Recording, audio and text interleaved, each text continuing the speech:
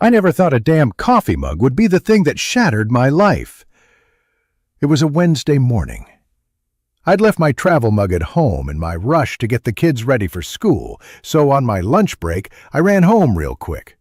Sarah, my wife, was on maternity leave after giving birth to our second daughter, Ellie, a few months ago. I expected to find her napping with the baby or maybe watching one of her reality shows. Instead, I pulled into the driveway and saw a car I recognized all too well parked out front. A black Audi A6, clean, polished, flashy, my boss's car. At first, I thought maybe it was just a coincidence. Maybe Marcus, my boss, was dropping something off, a gift for the baby? But my gut twisted.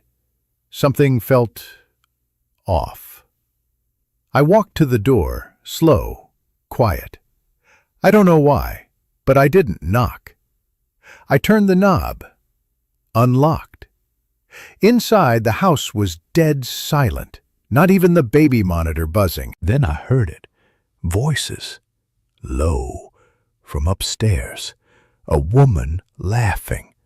My wife's laugh, soft, flirty. The one I hadn't heard in months. I didn't go up.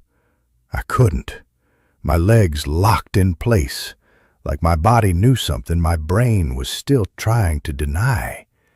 I just stood there in the hallway, listening to pieces of conversation, little moans, the creak of the mattress above me.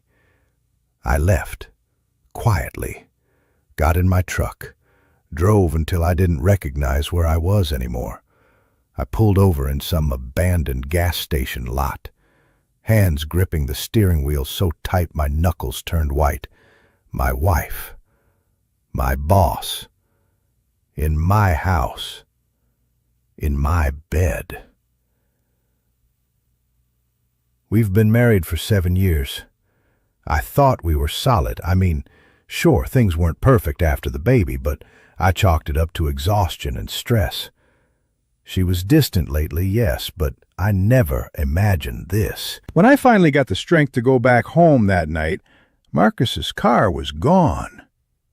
Sarah greeted me at the door like nothing happened, kissed my cheek, asked about my day. The baby was asleep. Dinner was on the stove.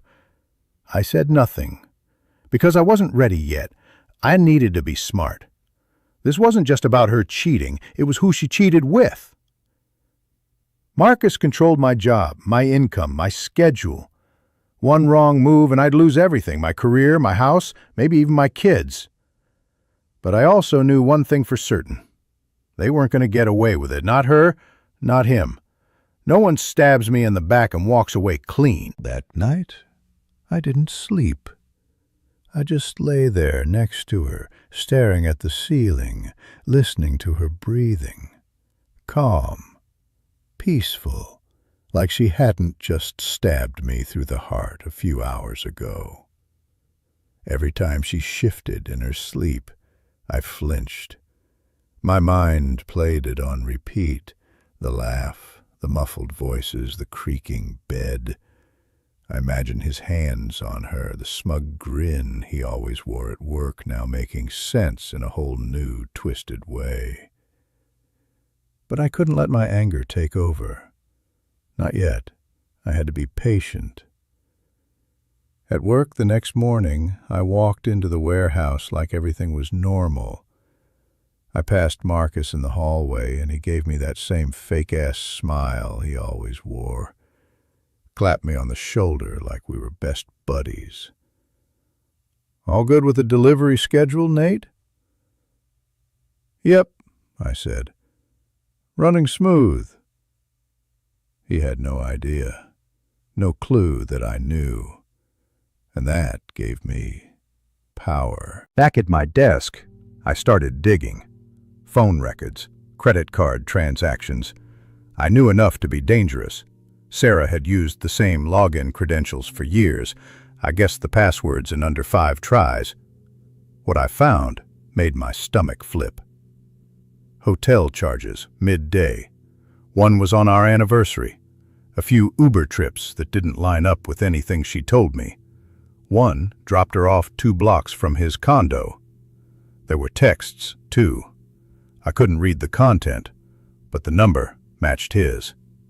I printed everything. I started a file.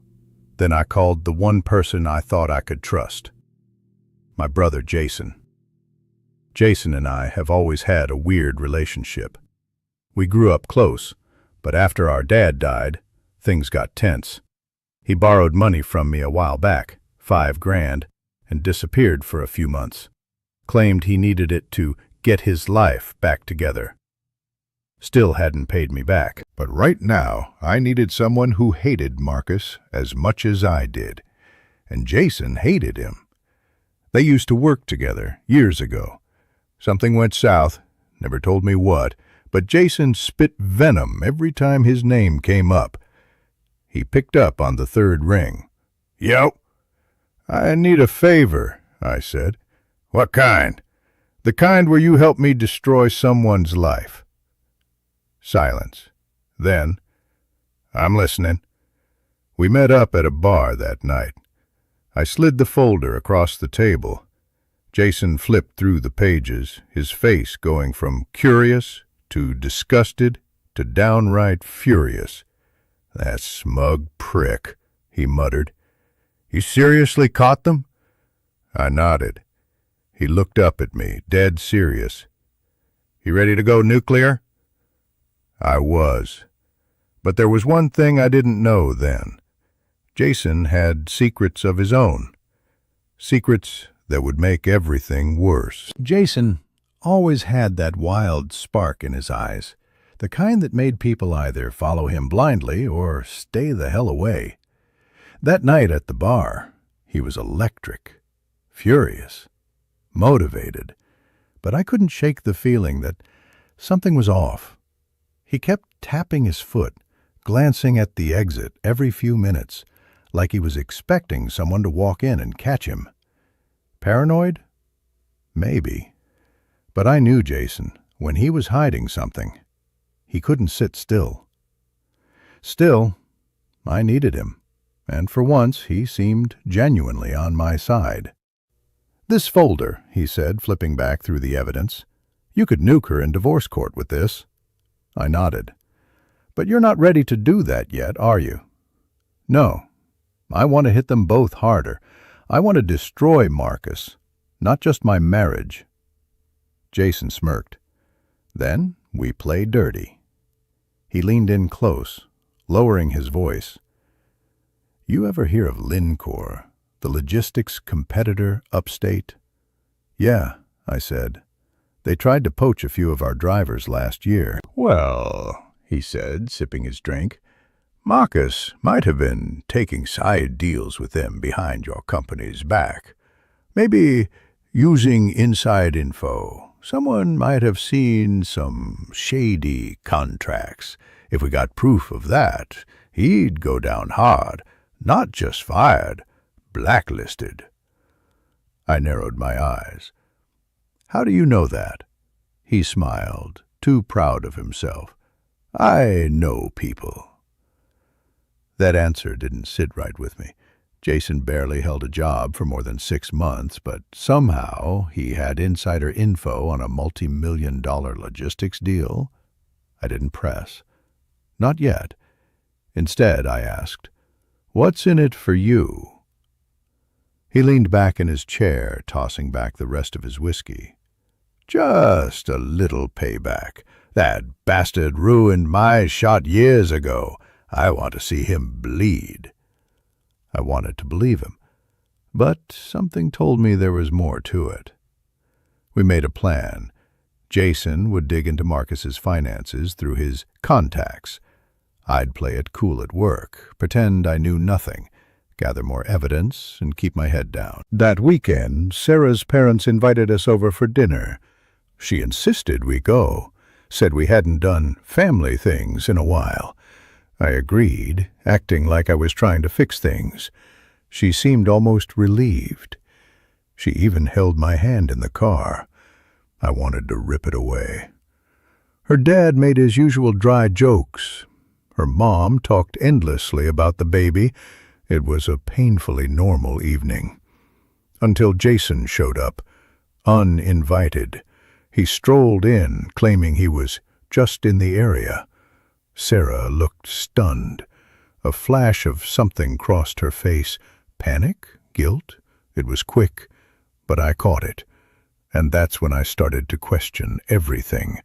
Why did my cheating wife look afraid of my brother? Jason played it cool like he always did, grinned at Sarah, gave her a hug that lingered just a second too long. I watched her body stiffen, just slightly, but enough to notice. Then she forced a smile and muttered something about being surprised to see him. "Didn't know you were coming," she said. Jason laughed. "Didn't know I needed a formal invite to see my little bro and his lovely wife?" That word lovely came out like poison in honey. Sarah excused herself to go check on the baby. Jason walked right past me and made himself at home on the couch like he owned the place. My in-laws didn't bat an eye. He was charming as hell when he wanted to be, but my eyes stayed on the hallway where Sarah disappeared. Something was wrong. I could feel it in my gut. That tiny look of fear when she saw Jason wasn't something a guilty wife gives her husband's brother unless there's history. Ugly, buried history. When we finally left and got into the car, she was silent for a while. I let the quiet stretch until it hurt. Then I said, "Didn't expect Jason to show." She didn't look at me. "Me neither." "You look surprised." She nodded, still wouldn't meet my eyes. "He ever hit on you?" I asked, trying to sound casual. Her head snapped toward me wide-eyed. "What? No, why would you ask that?"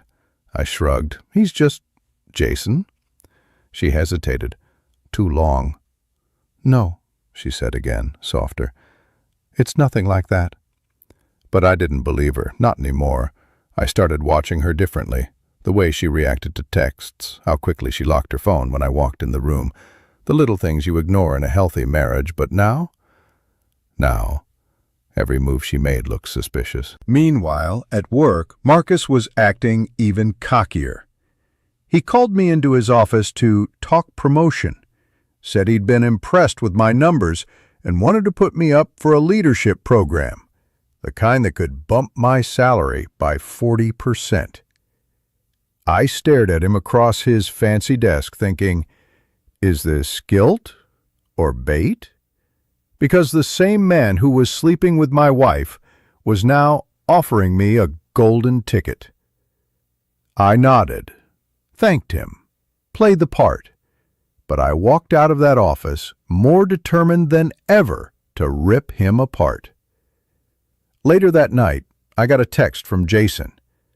"Got something big. Meet me tomorrow, alone." No details, no explanation. Just a ticking clock in my brain. Because deep down, I knew this wasn't just about Marcus. This was about both of them, Sarah and Jason. Something had happened between them, and I was about to find out what. We met behind an old auto repair shop Jason used to work at back in the day.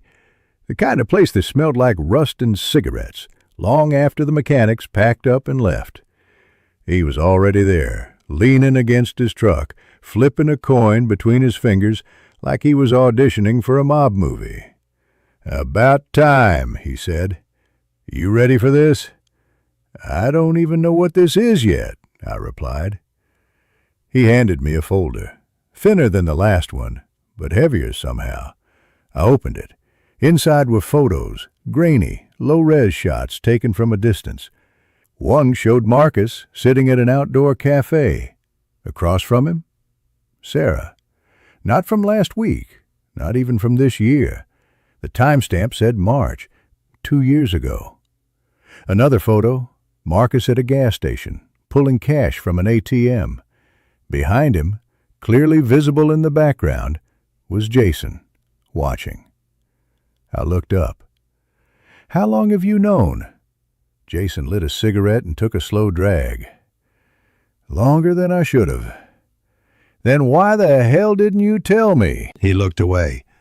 "Because at first I didn't believe it, and by the time I did, it was too late." My fists clenched, but I kept my cool. Too late for what? Jason hesitated. That was rare for him. Then he said, "You remember that summer Sarah stayed at her sister's place for a few weeks while you were on night shift?" "Yeah, she said she needed help with the baby." Jason nodded slowly. "She wasn't at her sister's every night." I stared at him. "What are you saying?" "I'm saying I saw her with Marcus at a motel a few times." "And you said nothing?" "I tried, Nate, but every time I got close to bringing it up, something stopped me." "What? Guilt?" His jaw tightened. "Yeah, guilt."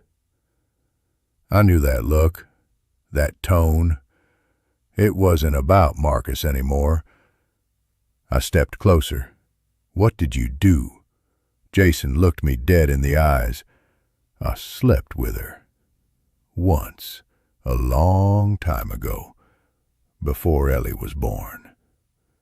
My heart dropped. I didn't even realize I'd punched him until my knuckles stung. He stumbled back, blood dripping from his lip.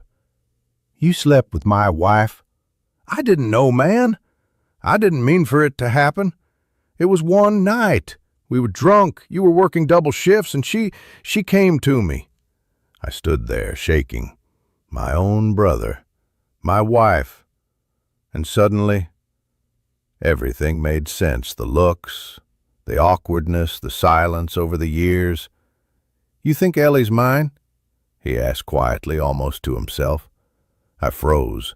For a second, time just stopped. I turned and walked away. I didn't say another word. But I knew one thing now. The war I was preparing for was bigger than I thought. And I wasn't just going after Marcus anymore. I was going to burn everything down. I didn't go home that night. I drove for hours. Through back roads, empty parking lots, gas stations. I hadn't seen a customer in days. My phone buzzed. Calls from Sarah, texts from Jason. I ignored everyone. The sound of Jason's voice kept echoing in my head. "You think Ellie's mine?" That single sentence had flipped my world upside down. Ellie, my little girl. The only person who could calm me down just by grabbing my finger and laughing. The baby I held in the delivery room, tears in my eyes. I'd painted her nursery myself. Sat up all night when she had colic. Sang to her when she couldn't sleep. And now, I didn't know if she was mine. By morning, I'd made up my mind. I went home, quiet. Sarah was in the kitchen, wearing one of my shirts, like nothing had happened. She looked up from her coffee, surprised to see me. "Where'd you go last night?" she asked. "Had some stuff to clear my head." She nodded like she didn't want to push. I looked down the hallway. Ellie was in a playpen, giggling at her stuffed bear. My stomach turned. "Can I feed her?" I asked. Sarah smiled. "Of course." I picked up the bottle, knelt beside the playpen, and fed her with shaking hands.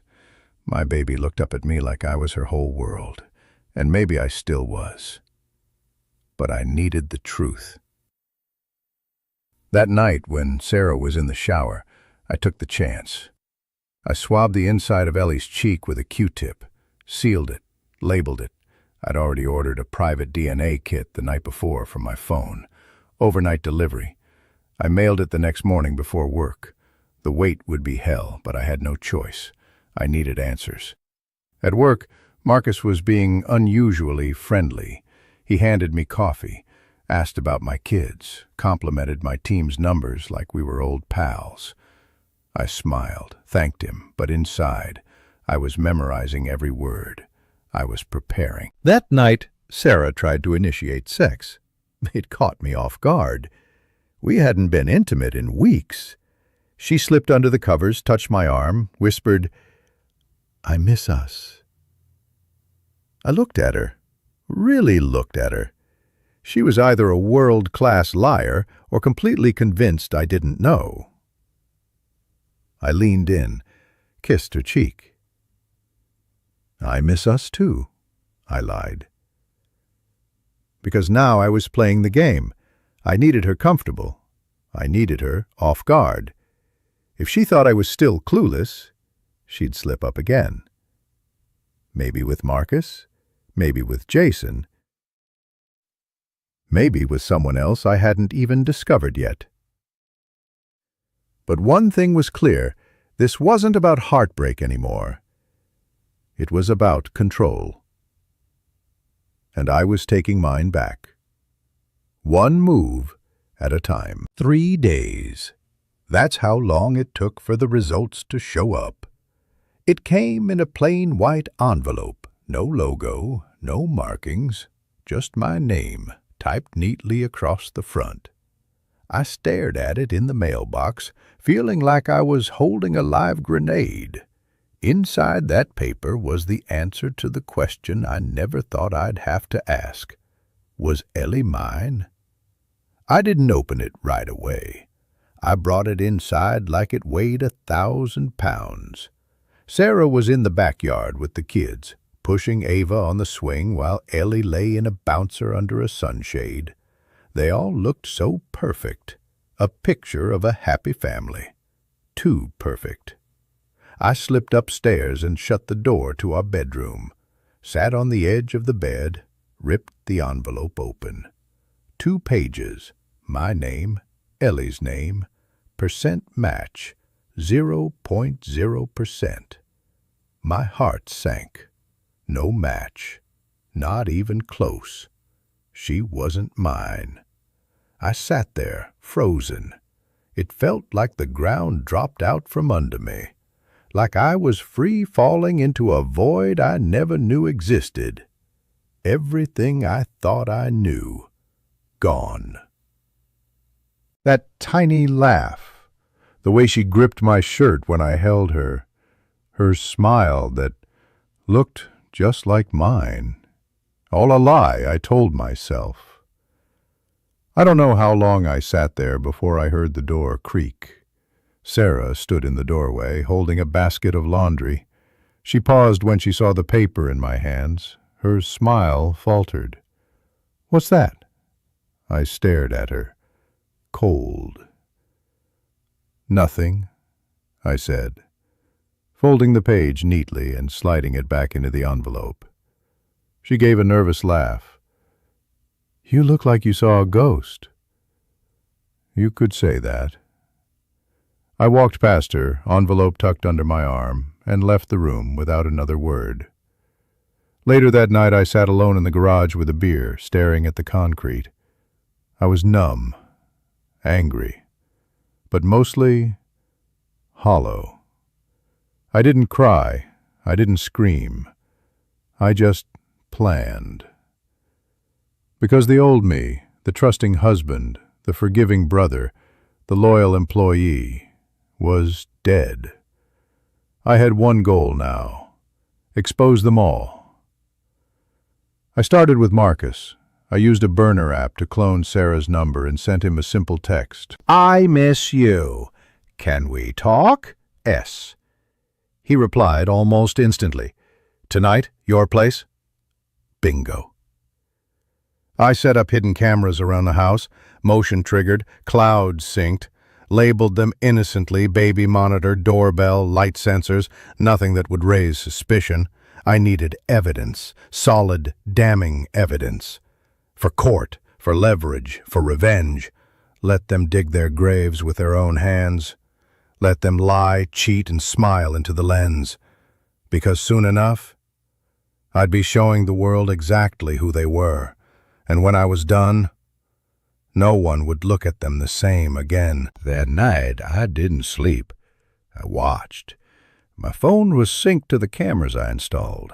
Discreet little lenses tucked behind bookshelves, inside an old baby monitor casing. Even one pointed straight at the living room couch from a fake air freshener on the wall. Sarah kissed me goodnight like nothing was wrong. Like she didn't just raise a child that wasn't mine. Like she wasn't about to have a private rendezvous with the man who wrecked our family. I pretended to be asleep. At 11:34 p.m., the alert came through. Motion detected. living room camera. I tapped the notification and watched the stream load. There he was, Marcus. Bold as hell, standing in my house like he owned it, wearing that same smug grin I saw every day at work. He didn't knock. He walked in with a key. A key! God knows how long he'd had it, or how many times he'd used it while I was out working overtime to support the woman who handed it to him. Sarah followed him into the room, barefoot, wearing the robe I bought her for our anniversary. Her hair was tied up, no makeup, but she still gave him that soft, familiar smile I once thought was reserved for me. They sat close. He whispered something in her ear. She laughed. They kissed. I watched it all in silence. Every second burned into my brain, but I didn't feel rage. Not the kind that made you punch walls or scream into pillows. No, this was colder, deeper, the kind of rage that plans. I screen-recorded everything, saved it in a private folder, triple encrypted and backed up to 2 cloud drives under dummy accounts. Evidence. The next morning I made coffee like nothing had happened. Sarah acted normal, chatted about baby food, her sister's upcoming visit, the usual mundane stuff. I nodded, smiled, played the perfect husband. But in my mind, I was already laying the foundation for her downfall. That day at work, Marcus called me into his office again. Told me the promotion was nearly finalized. Said he was proud of me. I almost laughed in his face. He had no idea what I had on him. As I left his office, I passed HR. Something clicked. What if I didn't just destroy him in my personal life? What if I took his career, too? The company had strict policies, 0 tolerance for fraternization, especially with spouses of employees. If I could tie him to Sarah and get evidence that he accessed my home without consent, he wouldn't just lose his job. He'd be blacklisted from the industry. That night, I began compiling the report. Video stills, timestamps, text logs, the fake messages I'd sent from Sarah's cloned number, the hotel receipts, even screenshots from her credit card showing wine purchases and Uber rides on nights I knew he was there. I created a digital dossier titled Marcus Reynolds, Conduct Violations / Personal Involvement with Employee's Spouse. It was nearly ready. But first I needed one more thing. Sarah's confession. On record. And I already had a plan for how to get it. Getting someone to confess isn't about force. It's about comfort. You don't make them talk by threatening them. You make them feel safe. You make them believe they've already gotten away with it. That's exactly what I did with Sarah. The night after I caught her with Marcus on camera, I came home with a peace offering, takeout from her favorite Thai place, a bottle of wine she used to love before the baby. I told her I missed how things used to be, said I wanted to talk. No blame, no accusations, just talk. She lit up, like maybe, just maybe, I was ready to forgive her without ever knowing the truth. She had no idea I knew everything. We ate dinner in the living room, like we used to before the kids, laughed about dumb shows on Netflix, talked about Ava starting kindergarten soon. Then I steered the conversation. "I've been thinking a lot," I said, casually swirling my wine, "about us, about how we kind of lost each other this past year." She nodded slowly, eyes softening. "Yeah, I feel that too." I want to be honest. But I need you to be honest with me too, just so we can move on. Clean slate. She hesitated. then looked down, and that's when I subtly tapped the voice recorder app on my phone, already hidden on the shelf behind her, paired to a Bluetooth mic under the couch. "Have you been with someone else?" I asked, calm, direct. Her face went pale. She didn't answer at first, just stared into her glass like maybe she could drown in it. She began, voice barely a whisper. "It was stupid. It wasn't supposed to mean anything." "Who?" She hesitated again. Then, "Marcus?" I nodded, stayed quiet. "And?" She blinked. "What do you mean?" I leaned forward. "Was it just him?" She froze. And in that moment I saw it, guilt morphing into panic. "No," she whispered. "But it was before. It only happened once. I was drunk. I didn't mean for it to happen." "Jason." She didn't say his name, but she didn't have to. She just nodded. Silence. I could hear the blood pumping in my ears, but I kept my face calm, collected.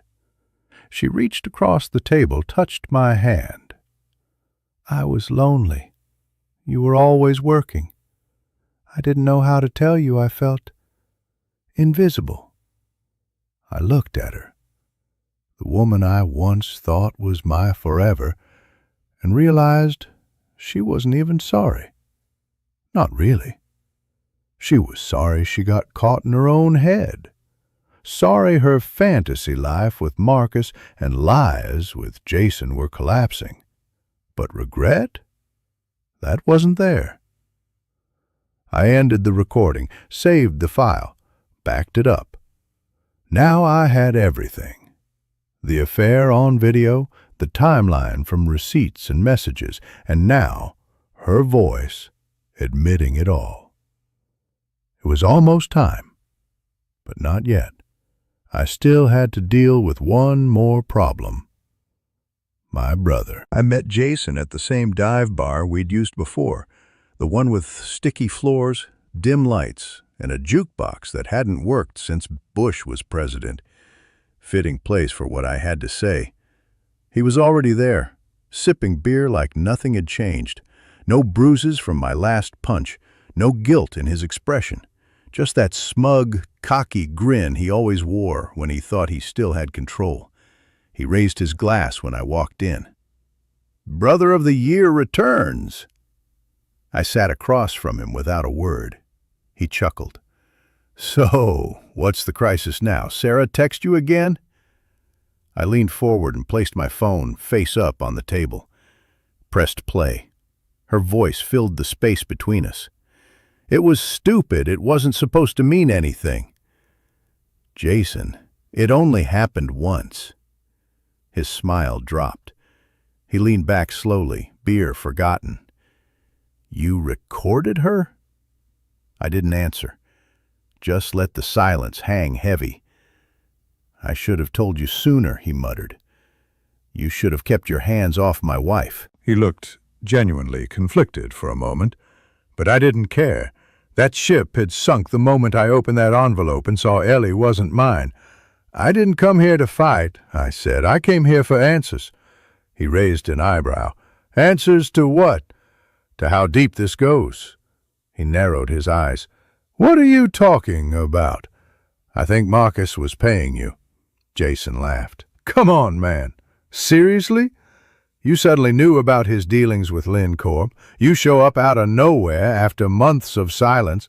You just happen to have photos of Sarah and Marcus from before I even suspected anything? You think I believe that was coincidence?" Jason didn't laugh this time. "I want the truth," I said, "because if you don't give it to me, I'm going to HR, legal, and anyone else who will listen. And if that doesn't work, I'll burn it all myself, your name included." He rubbed his jaw, then sighed. "Okay," he said finally. "You're right. Marcus offered me a deal, a cash incentive to feed him info from your department. Delivery schedules, routes, driver turnover. He thought you were in line for his job one day and he wanted leverage." My blood boiled, but I stayed calm. "And Sarah?" Jason looked down. "That night, the night it happened, I was drunk. She was venting about you working late. One thing led to another. Marcus found out. He liked it. Said it made things easier. Less guilt if he made a move." I couldn't believe what I was hearing. Marcus used my own brother to sabotage me. Jason shrugged. "You were always the golden boy. He needed dirt. I just handed it to him." I stared at him, disgusted. "We're done, you and me. No more favors, no more family." He leaned in. "So what now?" I stood up. "Now, I bury you both." Monday morning felt different. I walked into the office not as a loyal employee, but as a man with a loaded gun. Metaphorically speaking, I had my evidence. I had my plan. And most importantly, I had nothing left to lose. I stopped by HR first thing. The head of the department, Denise, was polite but guarded. Middle-aged, sharp, and professional, she'd seen enough scandals to recognize when someone wasn't bluffing. "I'd like to file a formal complaint," I said, handing her a sealed envelope. She glanced at it, then back at me. "Allegations?" I nodded. "Ethics violations, abuse of authority, personal involvement with an employee's spouse, unauthorized access to private property, and more." She raised an eyebrow, but didn't open it yet. "Everything in that folder is backed up. Video, audio, text logs, financial trails. If that ends up missing, I'll send a copy to the regional VP." Now she looked concerned. "Nate, are you sure?" "Yes," I interrupted. 100%. I didn't stay to discuss it. I didn't want negotiation. I wanted fire.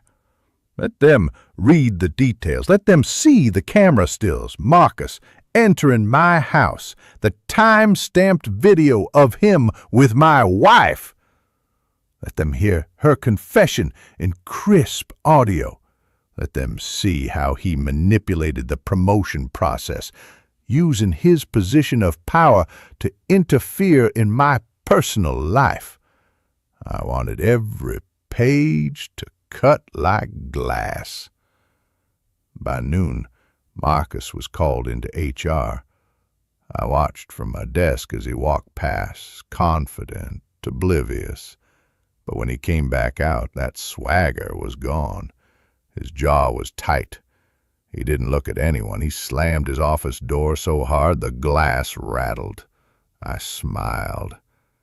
Later that day, I got an email from Denise. Subject, complaint status update. We've begun a formal internal investigation. You will not be contacted directly by Marcus Reynolds during this time. If any interaction occurs, please report it immediately. Exactly what I needed. That night at home, Sarah tried to act like everything was fine. She made tacos, chatted about daycare schedules, told me we should go out as a couple soon, try to reconnect. I told her I'd think about it. What I was really thinking about was the second part of my plan, the part where everyone else found out. Not just HR, not just lawyers, everyone. Friends, family, co-workers, social media. I wanted them to feel what I felt when I held that DNA result in my hands. So I created a private folder, labeled it Truth. Inside, I placed every piece of evidence. I drafted a statement, just a few simple paragraphs telling the story. No rage, no insults, just facts. Just betrayal. One click away from public. But I wasn't ready to press send, not yet, because I had one final surprise planned. Something personal. Something permanent. There's a kind of power in silence. Not the awkward kind, the strategic kind. The kind that makes people nervous, makes them talk too much, reveal more than they mean to. I plan to use that silence to crush Marcus in the most poetic place possible. The quarterly leadership meeting. It was the one event where every major player from regional offices gathered. Department heads, HR directors, a VP of operations, even the CEO occasionally dialed in. I made sure I was on the agenda. Topic: operational risk and routing efficiency. Boring enough to not raise suspicion, devastating enough if used right. The night before the meeting, I fine-tuned everything. I built a clean PowerPoint presentation, industry terms, logistics charts, route performance comparisons, just enough to lull them into a false sense of routine. But embedded in the final slide was a video file, discreetly labeled Case Study Personnel Impact. The video? A short, tight edit. Marcus entering my house late at night, Sarah kissing him on the couch, a close-up of the timestamp, then her voice. "It was Marcus. I didn't mean for it to happen." That would play for exactly 18 seconds. No narration, no commentary, just truth. At 10:02 a.m., the meeting began. Marcus sat 2 chairs away from me, straightening his tie, sipping overpriced coffee like he wasn't a dead man walking. I kept my expression neutral. He had no clue what was coming. We went through the agenda: logistics, financials, staffing metrics. Then came my turn. I stood calmly, loaded the USB drive, flipped through the first few slides, speaking clearly like a good soldier. People nodded, took notes. Then I reached the final slide. This next case study demonstrates the potential effects of leadership misconduct on employee retention and operational efficiency. Click. Silence. At first there was confusion. Heads tilted, then gasps. Someone whispered, "Is that?" Marcus froze. His face turned pale, then flushed crimson. He reached over like he was going to pull the laptop cord, but it was too late. The video played to the end. I paused it, removed the USB, looked directly at Denise from HR and said, "This is what leadership failure looks like when it crosses into personal destruction." I turned to Marcus. He looked like he might vomit. The VP spoke up from the screen. "Marcus, step out, now." Marcus opened his mouth, probably to spin some pathetic excuse, but no words came out. Just the sound of him grabbing his things and leaving humiliated. The meeting resumed in stunned silence. I sat back down, no smirk, no gloating, just silence. The kind that wins wars. After the meeting, the office was buzzing like a kicked hornet's nest. Whispers followed me everywhere, half admiration, half fear. HR went into lockdown mode. By noon, the company released a vague internal memo. Marcus Reynolds has been placed on indefinite administrative leave pending a full investigation. Translation: he was toast. But I wasn't done. Because while Marcus had been the match, Sarah was the fuel, and I could see the flames flickering behind her carefully painted expression. She called me that night. I let it ring. Then again. I picked up. "What the hell did you do to him?" she snapped, skipping the fake concern this time. "You mean Marcus?" I said. "Or Jason?" Silence. I continued. calm as ever. You made a choice, several, actually, and now the consequences are catching up. Her voice cracked. You're tearing everything apart. No, Sarah, you did. I'm just handing out the receipts. She hung up. 15 minutes later, she showed up at the house, banged on the door until I answered. Her face was a mix of anger and desperation. You want to ruin my life? Fine. But what about Ava? What about Ellie? Do they deserve this fallout? I folded my arms. Did I deserve any of what you did to me? Because trust me, the fallout started the moment you crawled into bed with my boss. She hesitated, eyes darting to the living room, where the girls' toys still lay scattered. You're not thinking straight. We can work through this. People make mistakes. Yeah, but most people don't build a lie for 5 years. I stepped aside. Come in. I want to show you something. She followed, cautiously. On the dining table sat a folder. Inside, DNA results, screenshots of texts she thought were deleted, the video from our living room, a transcript of her confession. Sarah opened it, scanned a few pages, then dropped it like it burned her. You were recording me? I nodded. Every lie, every betrayal, documented. I can't lose my kids, she whispered. You didn't lose them, I said coldly. You lost me. The court will decide the rest. She broke. Right there in the kitchen, sobbing, muttering apologies, then flipping to anger in a heartbeat, accusing me of emotional warfare. You set me up like some psycho. No, I said, stepping closer. I gave you rope. You tied the noose.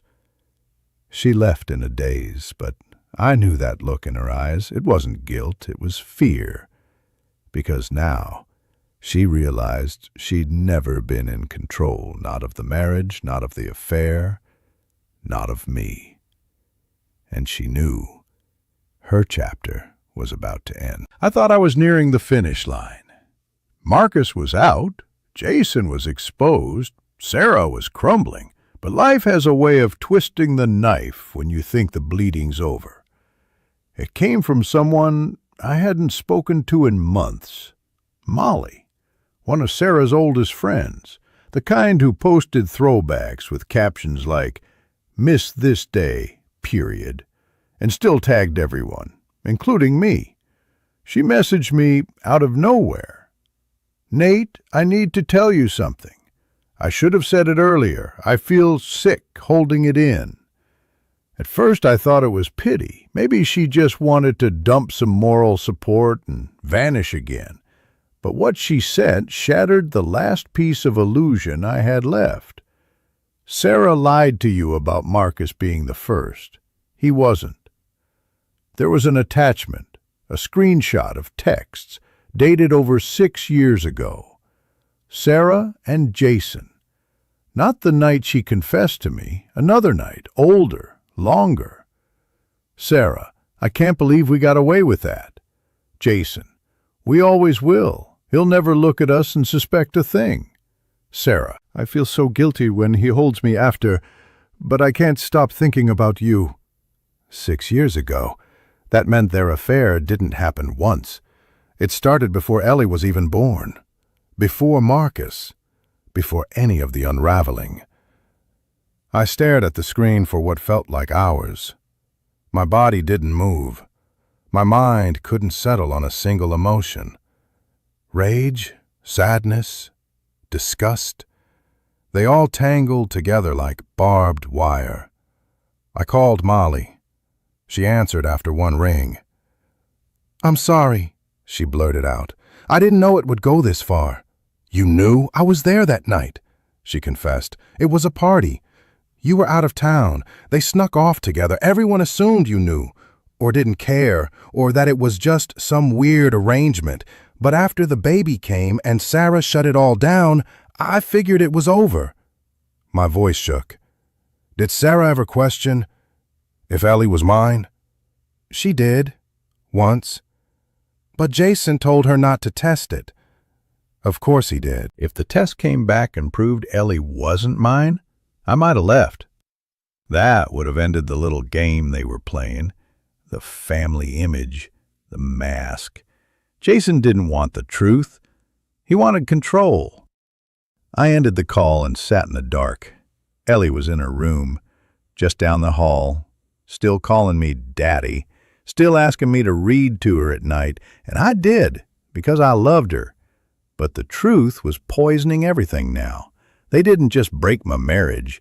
They rewrote my entire identity. The man I thought I was, the family I thought I had, it was all built on a corpse of a secret. And now, I was going to bury it. Properly. I used to think lawyers were for criminals and divorces. Turns out I was living with both. His name was Patrick Langston. Sharp suit, cleaner voice, eyes that could dissect a room in 5 seconds flat. Former military, now one of the most feared family law attorneys in the state.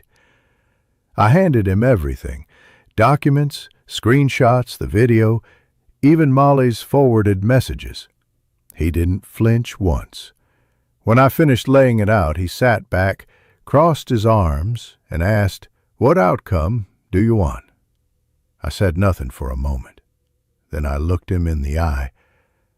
I want them both exposed. Fully, legally, irreversibly. He nodded like he'd been waiting to hear that. First step is a second paternity test, independent lab, unbiased, court admissible. You want sole custody of Ava? Full rights stripped from Sarah? This is how we start. He was right. The first test had been between me and Ava. Now, I needed one between Ellie and Jason. Just to confirm what my gut already knew. By the end of the week, I had Jason's DNA, swab from a toothbrush Ellie brought home from a recent visit. I told her it was for a science experiment. I hated myself a little for that. But truth required sacrifice. And when the results came back, 99.97% probability. Jason was Ellie's biological father. Sarah had lied to my face, repeatedly, looked me in the eye while holding our daughter, his daughter, and swore we were a family. She robbed me of my identity, my place, my blood. But I wasn't going to confront her in private. No, that was too easy. Instead, I called her sister, Rachel. Told her I was throwing a family dinner at my place, wanting to make amends, clear the air. Sarah's parents, Jason, Rachel, even Molly, I invited them all. Sarah was hesitant, of course, but curiosity and guilt got the better of her. I told her, I think it's time we had some transparency. She smiled like she'd won, like she thought I was finally breaking down. She had no idea the funeral she was walking into. While she arranged desserts and nervously picked out a dress, I printed fresh copies of both paternity tests, bound in a folder labeled Truth, Part 2. Patrick would be there too as my friend, with a notary, because this wasn't just a confrontation, it was a legal ambush. Every fake smile, every lie she told over casseroles and wine, all of it would unravel at once. And Jason? He was about to find out what it feels like to be truly exposed in front of people who once trusted him. They thought they controlled the narrative, but I was the one holding the pen now. The table was set like something out of a magazine. Candles, wine glasses, cheap roast I barely bothered to season. Sarah was glowing. Fake glowing. She thought this was my apology to her. Jason showed up last, late as always, with that smug nod like he was doing us all a favor. Rachel brought a bottle of wine. Sarah's parents looked confused but polite. Molly avoided eye contact. And then there was Patrick, introduced as an old friend from college. Nobody asked questions. He smiled, shook hands, made light jokes.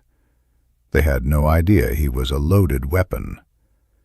We made it through salad, small talk, forced laughter. Jason complimented the mashed potatoes like he hadn't once called my cooking microwaved cardboard to Sarah behind my back.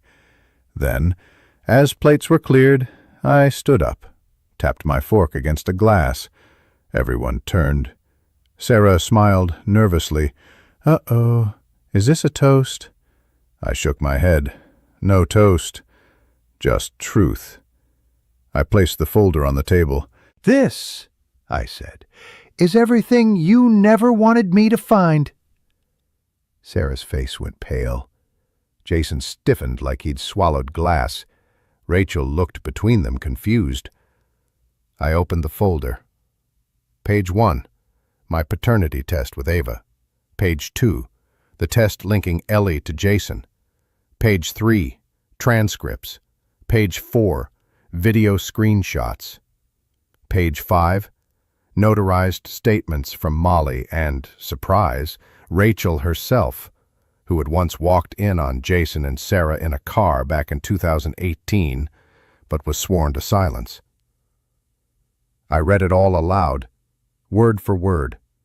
No emotion, just surgical precision. Sarah's mother started crying halfway through. Jason stood up. "You've lost your damn mind." Patrick stood too. "This is a legal notice," he said, handing Jason an envelope. "My client is pursuing full custody of both children based on medical fraud, infidelity, and long-term deception." Jason didn't even touch it. "You brought a lawyer to dinner?" I looked at him calmly. "You brought a child into my marriage." Then I turned to Sarah. She was shaking. I asked one question. "Did you ever plan to tell me the truth?" She said nothing, just tears. Her parents couldn't even look at her. Molly mumbled, "Jesus Christ." I placed both tests in front of them. "I'm not their father by blood," I said, "but I'm the only one who's ever actually been one. And that ends now." Jason threw his napkin across the table and stormed out. Sarah collapsed into a chair, sobbing, muttering my name like it would undo the damage. It didn't. Nothing could. Because this wasn't just revenge. It was an erasure of the lies. A rewriting of the story they forced me to live. And I had just read the final chapter. Out loud. You don't really understand silence until the day after everything burns. No calls, no knocks, just the echo of what used to be a life. After the dinner, I thought I'd feel some kind of satisfaction, relief, maybe even joy. Instead, I woke up the next morning to the kind of quiet that presses on your chest. I stared at the ceiling for an hour before moving. The house felt stripped, like truth had cleaned it out overnight. By noon, the fallout began. First came the email from my company's HR department. "We've been informed of the contents of a recent meeting. Marcus is no longer with the company, effective immediately. Thank you for your discretion and documentation." Translation, he's done, fired, reputation nuked. That felt good. But then came the second wave. Jason's employer, some family-run real estate agency, caught wind of everything. Turns out Molly shared some of the screenshots. And Rachel, God bless her, told their parents, their church, their clients. I didn't even have to lift a finger. By sunset, his public profile was deleted. I heard he lost 3 listings in one day. His Instagram went from couple pics with his new fiancée to a black square and no bio. Then came Sarah. She showed up, uninvited. Same car, same perfume, same manipulative tears. I didn't open the door at first, but she knocked and knocked. Finally, I opened it. Her face was swollen, red, mascara streaks. She held Ellie's drawing in one hand, trembling. "I'm sorry," she choked out. "I don't know what I was doing.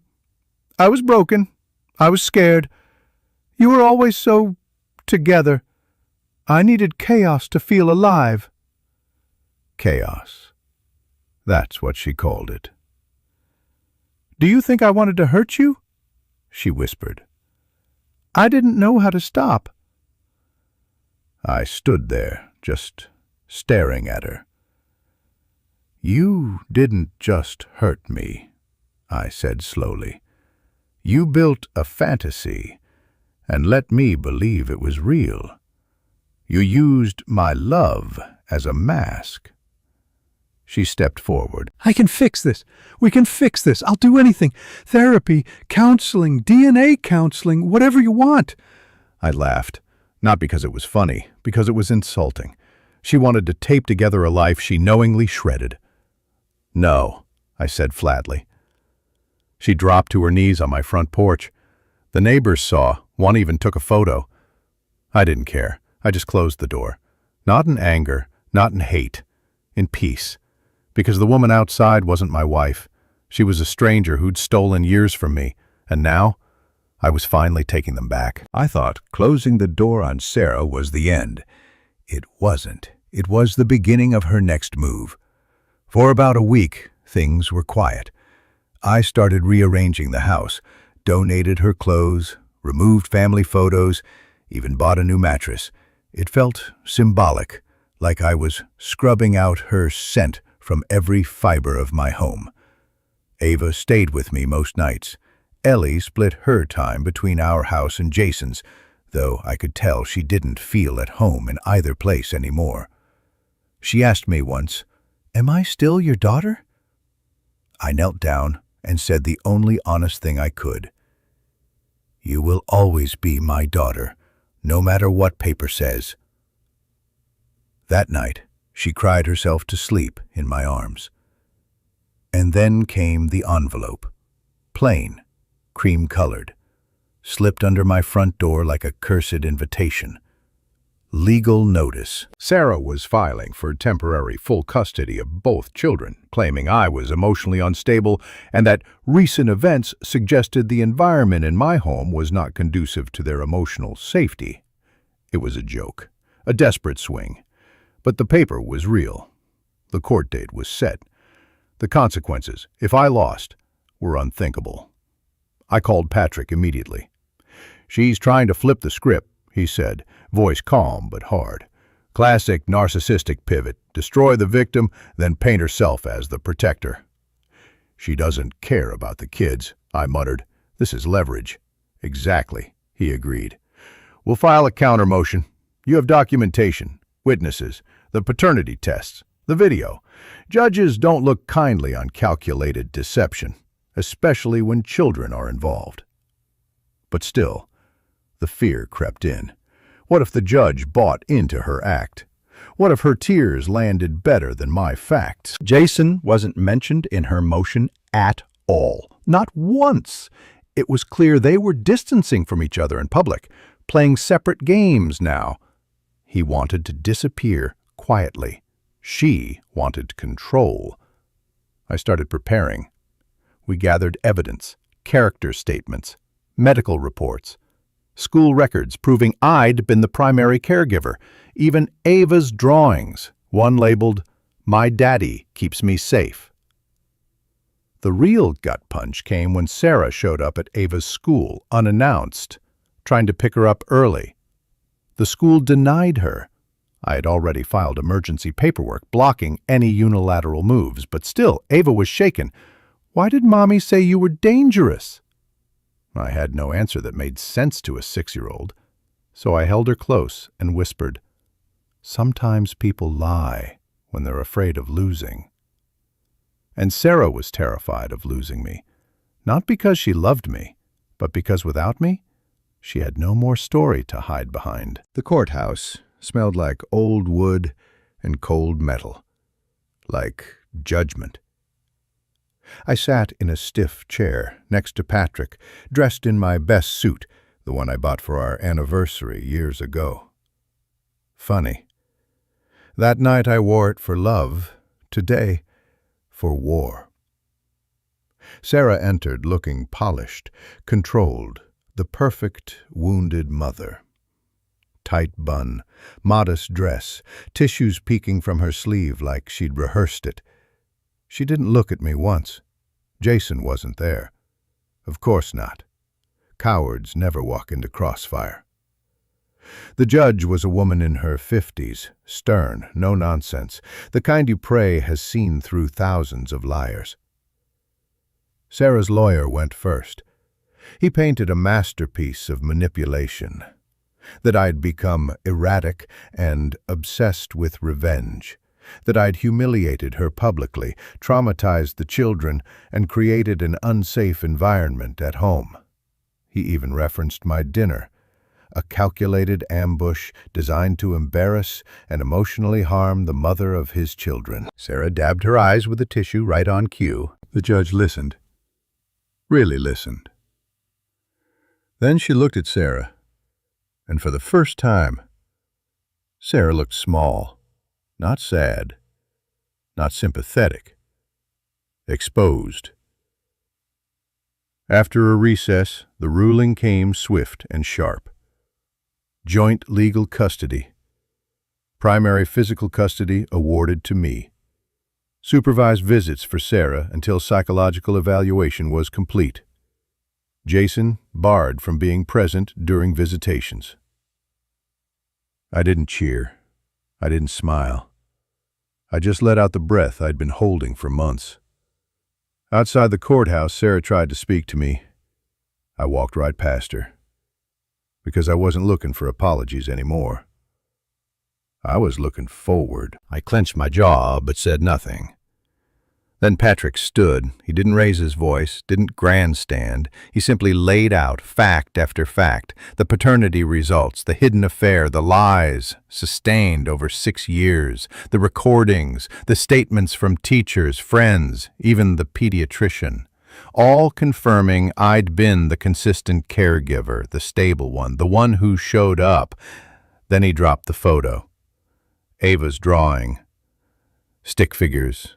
Me, Ava, Ellie, Sarah drawn outside the house, crying, labeled sad mommy, while we were inside labeled safe home. The judge took a long pause. "Is this the child's drawing?" she asked softly. Patrick nodded. "Yes, Your Honor, from 2 weeks ago."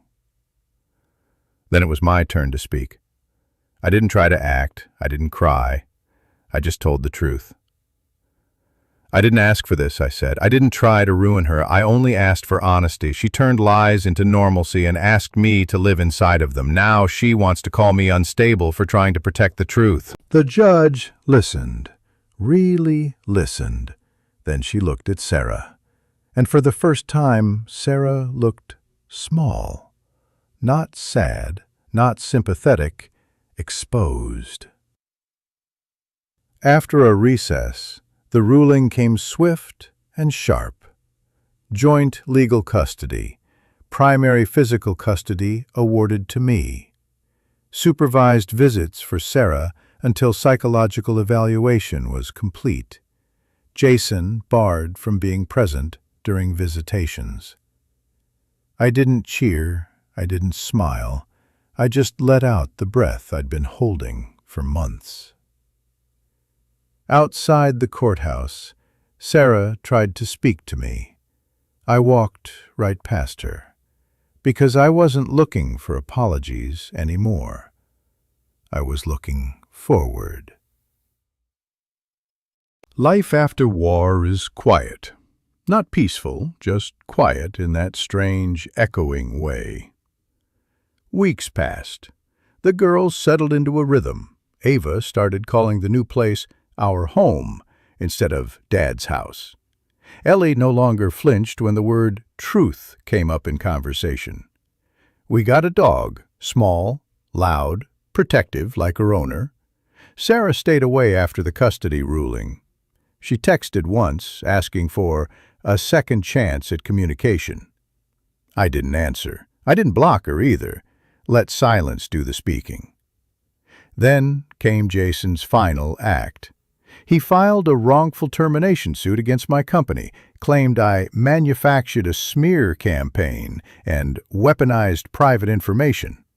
It was weak, desperate, but it gave me the perfect opportunity, because I had one last card to play.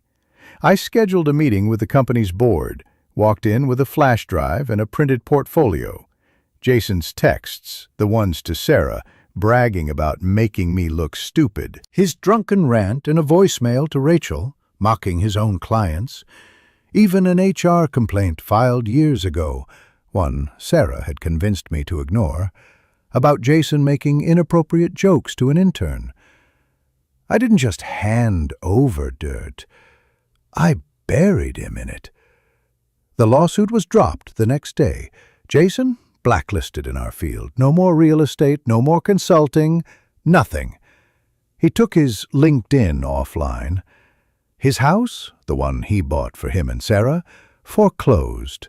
And Sarah, she moved back in with her parents. I heard she started working at a pharmacy, part-time, still wearing the ring Jason gave her, the one I'm guessing she paid for with my money. Funny how fast the world collapses when it's built on people. But here's the truth.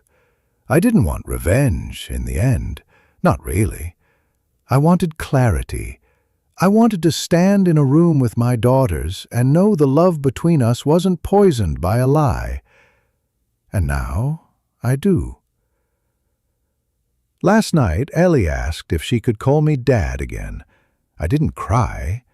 I just nodded. Because fatherhood isn't blood, it's presence, it's patience, it's staying, even when someone else ran. So now every Sunday we go to the park, just the three of us. Picnic blanket, juice boxes, no secrets, no lies, just healing.